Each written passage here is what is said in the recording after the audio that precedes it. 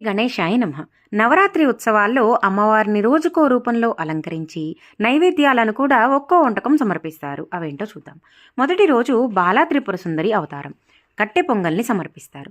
రెండవ రోజు గాయత్రీదేవి అవతారం, పులిహోరను నైవేద్యంగా పెడతారు. మూడవ రోజు అన్నపూర్ణాదేవి అవతారం, కొబ్బరన్నాన్ని సమర్పిస్తారు. నాలుగవ రోజు మహాలక్ష్మి అవతారం, ఈవిడికి చిల్లు లేని అల్లంగార్లను సమర్పిస్తారు. ఐదవ రోజు మహాచండి అవతారం, దద్దోజనాన్ని నైవేద్యంగా పెడతారు.